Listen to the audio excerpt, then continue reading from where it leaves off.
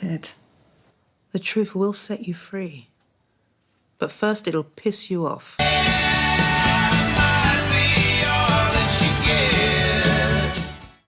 Ted Lasso is a show that snuck up on me. Hearing about how great it was and how many awards it won meant I finally had to pick it up. Little did I know I was about to go down a rabbit hole of unrelenting positivity, support, and inspiration set to the tune of AFC Richmond. Ted himself is one of the most optimistic characters ever, yet undergoes major transformations throughout the show as he has to face realities of his life. The biggest key to his growth was accepting the truth and his own vulnerability to empower him. Because his development is so complex, I'm just going to focus on Ted and the various obstacles he overcomes, including letting go of his marriage, starting therapy, and successfully coping with his dad's suicide. Honorary mentions though for this topic that I would have loved to also cover include Roy embracing the transition from player to coach, Jamie enjoying soccer, yes it's soccer, America motherfucker, Jamie enjoying soccer for himself rather than his father, Rebecca letting go of her hatred for Rupert, Nate realizing he can still be himself while also being a force to be reckoned with, Beard forgiving Nate, and so many more. This show does an incredible job with all of its characters. Ted, the most punchable face ever Lasso, is the epitome of unrelenting optimism, never letting his positivity towards life waver. But although he presents the show with a good mindset, Ted never properly dealt with certain issues because of his dedication to always be happy. Even be a goldfish is an unhealthy coping mechanism itself, because although for short-term issues it presents a move-forward mindset, the phrase resembles Ted's willingness to put things behind and never really process them. When he's in the midst of an inevitable divorce, he struggles with letting the marriage go. He's vowed to never give up anything, largely in part because of what we later learn is due to him feeling that his dad gave up by dying by suicide. As the marriage slips away, he has to struggle with balancing time spent with his son as well. The fact that he's across the Atlantic definitely makes it hard, and it sheds a light onto why Ted accepted a job that far from his family in the first place. Ted knew his marriage was failing, and chose to run away as a placeholder.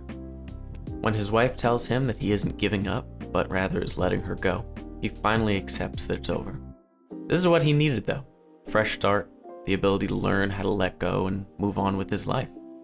After the team starts using a sports therapist, Ted gets jealous that players are feeling better talking to Sharon rather than him. When he has the opportunity to see the team therapist himself, he's extremely reluctant. When he finally explains to her why he has certain reservations, it's revealed that in his past couples therapy sessions, he felt ganged up on. It also doesn't help that his ex-wife is now dating his ex-therapist, and that was yucky too. He also felt like therapists didn't do anything to automatically deserve to know intimate personal details, especially if they're only listening to get paid, according to him. Sharon verbally beats his ass though when she asks him if he would still coach even if he wasn't being paid, to which obviously he says yes. Despite still somewhat resisting, Ted and Sharon start opening up to each other, with the main turning point being when Ted shares the fact that his father died by suicide. The key to their breakthrough, along with pretty much every breakthrough in therapy, is the acceptance of vulnerability and the willingness to try something that makes you uncomfortable. Ted had bottled up his feelings for his entire life, and by finally trying therapy, he became not only a better coach, but a better person too. When Ted's dad took his own life when he was just 16, it permanently changed him. Having a parent die is tragic enough, but it being by suicide and you find the body is quite traumatic. As a result of his mother refusing to talk about it or ever let them have a proper grieving process, Ted begins to learn an unhealthy coping mechanism to deal with his unspoken problems: optimism. He takes it to the extreme and bottles things up over the course of his life. During the show, we see the negative effects of this, with panic attacks, difficulty having hard conversations, and discrediting his own emotions. Through talking with Sharon and then ultimately the incredible side-by-side scene of Ted and Rebecca's childhood trauma reveal, he finally lets his feelings spill. After a few mental breakdowns, yous to his mom, and being honest with the team and himself, he begins to feel empowered with his newfound vulnerability, discovering that being real and open with your emotions doesn't make you weak, makes you strong. Oh! Yes. Alright y'all, that's it for today. If you like the video, subscribe. I'll give you a smooch.